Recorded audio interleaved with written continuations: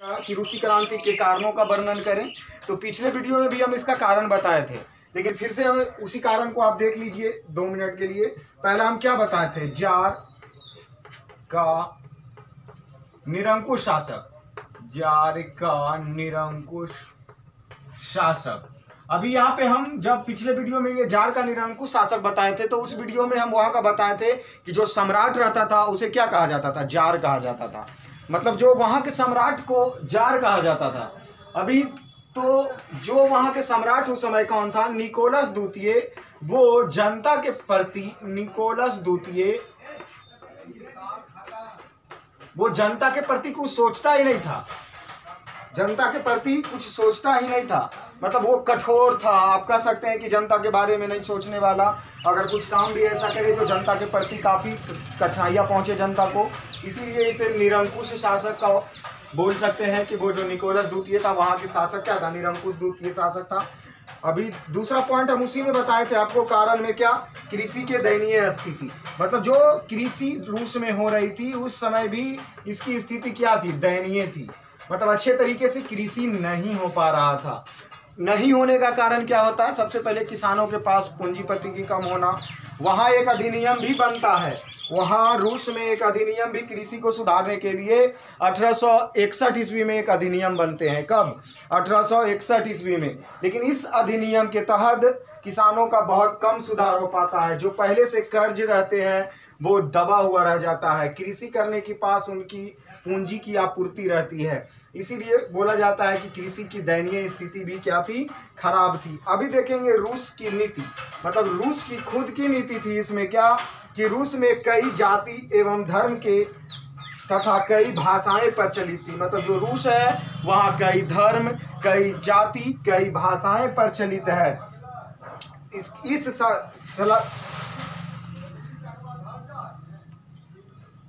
देखिए रूस का ही एक जाति का नाम बताया जाएगा। जैसे कि अभी हम आपको क्या बोले कि रूस में कई प्रकार के जाति, धर्म, भाषाएं हैं। यहाँ स्लाव जाति काफी महत्वपूर्ण है। रूस में कौन सी जाति महत्वपूर्ण है बाबू? स्लाव जाति है जो काफी महत्वपूर्ण थे। जार निकोलस द्वितीय ने रूसीकरण के लिए एक जार, एक धर्म का नारा दिया। मतलब ये जो निकोलस द्वितीय है, निकोलस द्वितीय ने एक नारा दिया था। क्या दिया था बाबू? एक नारा दिया था रूस में। जो नारा क्या था? कि एक धर्म, एक जार। क्या दिया है? एक जार, एक धर्म। एक नारा दिया था, एक जार एक धर्म का नाम दिया। क्या दिया? एक जार एक धर्म का नारा दिया। मतलब जार जो है वो एक धर्म का नारा बताते हुए जो वहां के निकोलस द्वितीय थे वह एक नारा दिया, और इसीलिए गैर रूसी की जनता राजशाही के विरुद्ध हो गया था। मतलब जो रूस की जनता थी वो राजा के प्रति राजशाही के विरुद्ध हो जाता है। राजशाही के विरुद्ध हो जाता है रूस की जनता, और इसी कारण होता है क्या?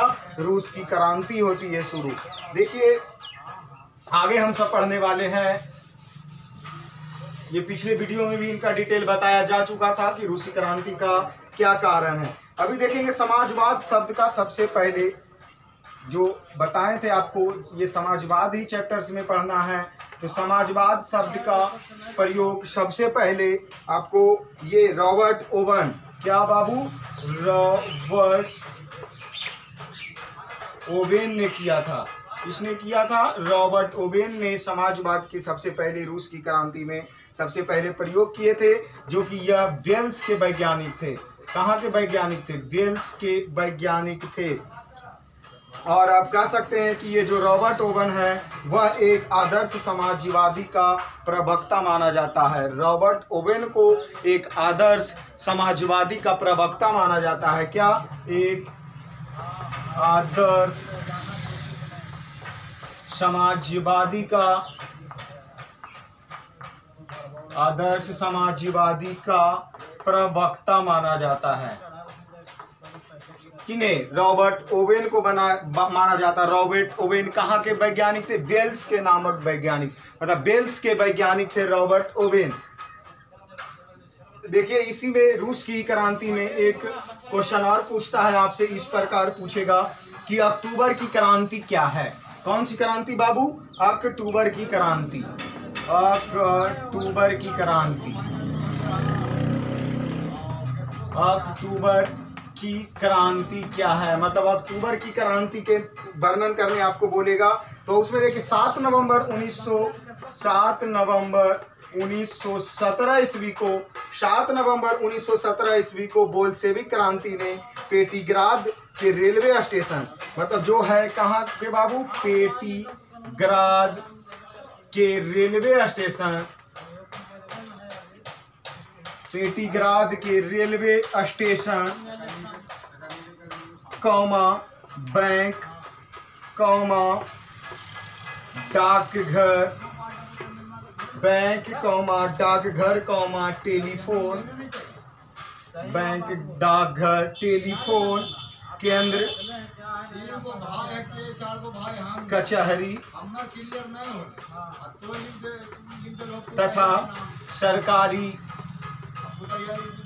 अन्य जगहों अन्य कर्मचारियों, सरकारी अन्य कर्मचारियों अधिकारी ने एक भावना का अधिकार कर लिया, मतलब एक भवनों पर क्या करता है? एक सरकारी भवनों पर अधिकार कर लिया, मतलब जितने भी यह सरकारी भवन है उस पर क्या कर लेता है? अधिकार कर लेता है, अधिकार कर लेता है, और इसे ही बोला जाता है अक्टूबर की क्रांति। इस अक्टूबर की क्रांति की अध्यक्षता, ये जो अक्टूबर की क्रांति है इसकी अध्यक्षता आपका करते हैं, इसे अक्टूबर क्रांति की अध्यक्षता लेनिन करता है। कौन बाबू? लेनिन। इस अक्टूबर क्रांति की अध्यक्षता लेनिन के द्वारा किया जाता है, और इसे ही अब नवंबर की भी क्रांति के नाम से जाना जाता है। कौन सी क्रांति बाबू? इसे नवंबर की क्रांति के नाम से भी जाना जाता है। नवंबर की क्रांति, नवंबर की क्रांति। देखिए आपको यहाँ पहले हम बताएं क्या? अक्टूबर की क्रांति, फिर यहाँ पे बता रहे हैं क्या? नवंबर की क्रांति। अगर मैं आप इस बात को पहले समझिए, ये अक्टूबर नवंबर मतलब बात की गई 7 अक्टूबर की क्रांति की, और जिक्र यहाँ पे हम सब कर रहे हैं कौन महीने के बाबू? नवंबर की क्रांति की बात कर रहे हैं। तो देखिए रूस की हम आपको कैलेंडर के बारे में पहले बता देना चाहते हैं। कहाँ? रूस की कैलेंडर, रूस की कैलेंडर। देखिए रूस जो है, रूस में 1 फरवरी, क्या? 1 फरवरी 1918 ईस्वी तक, 1 फरवरी 1918 ईस्वी तक जूलियन कैलेंडर, पहले वहां जूलियन कैलेंडर का उपयोग किया जाता था। कौन कैलेंडर? जूलियन कैलेंडर का उपयोग किया जाता था। लेकिन इसके बाद जो 1 फरवरी 18 के बाद, मतलब ये पहले की बात किया गया। कब? पहले की बात किया गया है, लेकिन इसके बाद में वहां कैलेंडर चेंज हो जाता है। जो उस कैलेंडर का नाम क्या रहता है? Gregorian calendar, Gregorian calendar. तो इस और ये दोनों कैलेंडर, ग्रेगोरियन कैलेंडर और जूलियन कैलेंडर में टोटल दिन का अंतर रहता है 13 दिन का।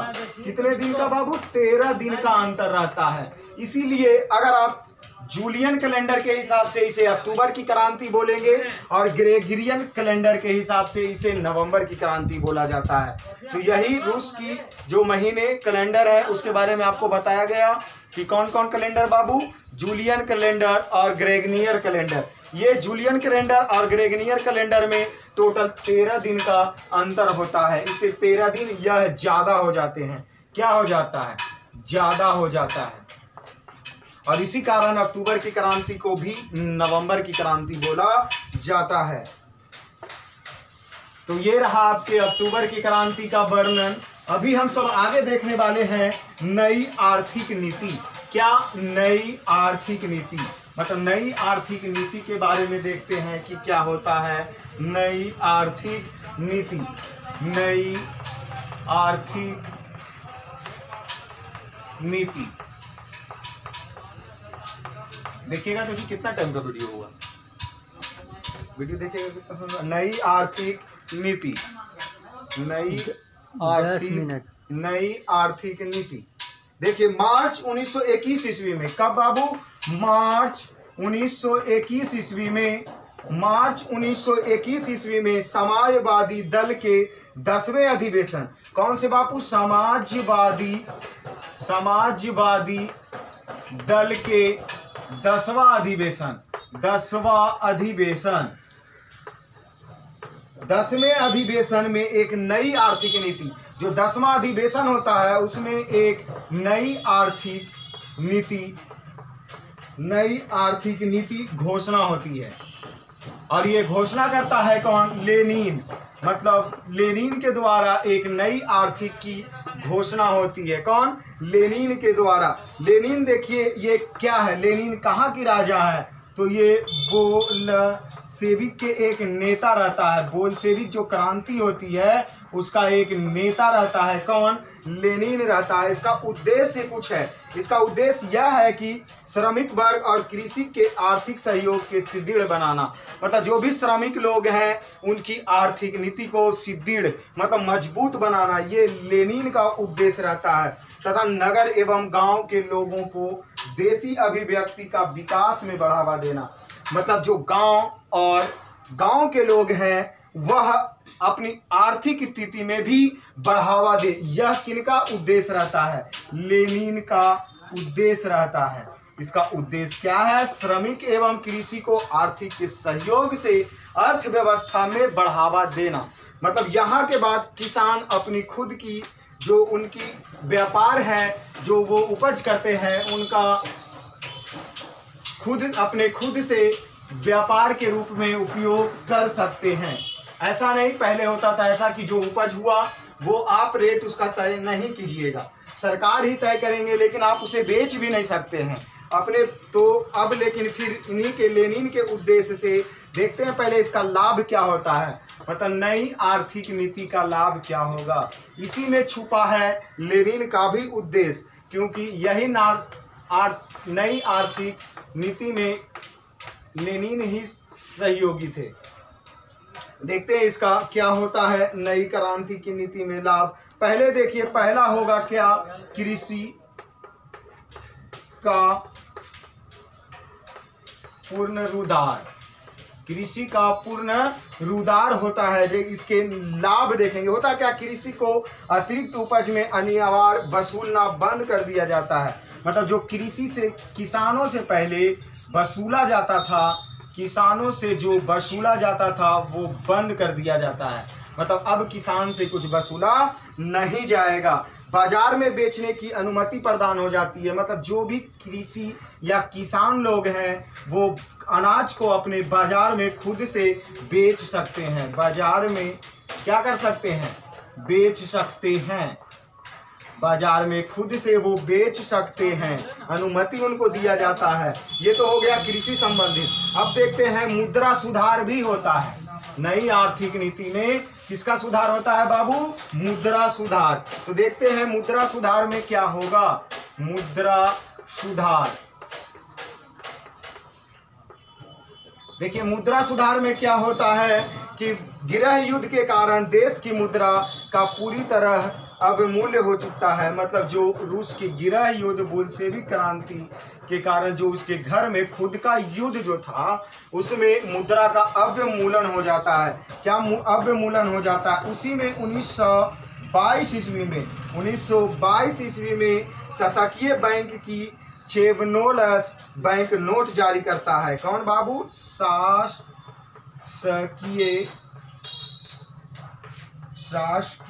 बैंक को चेवोनेलस, शासकीय बैंक को चेनोवोलस बैंक नोट जारी करता है। बैंक नोट जारी करने के लिए अधिकृत करता है, के लिए अधिकृत करता है, अधिकृत करता है। मतलब 1922 ईस्वी में शासकीय बैंक को जेबोनेलस बैंक नोट जारी करने के लिए अधिकृत करता है, लेकिन 1924 ईस्वी को मुद्रा सुधार करने में रूबल की विनिमय दर स्थिति रहती है। मतलब लेकिन ये तो 22 में ये हो गया, लेकिन 1924 ईस्वी में जो मुद्रा का सुधार होता है, मुद्रा का सुधार जो होता है वो करने वाले रूबल, कौन बाबू? रूबल, मुद्रा के सुधार करने वाले रूबल को विनिमय दर से स्थिर बना दिए गए।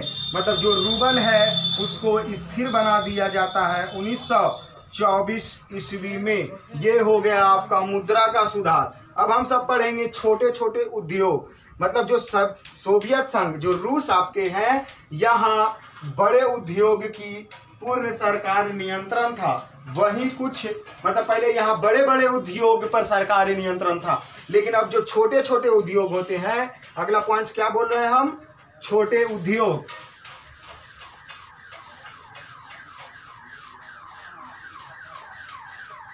छोटे उद्योग पर किस प्रकार का जिक्र है?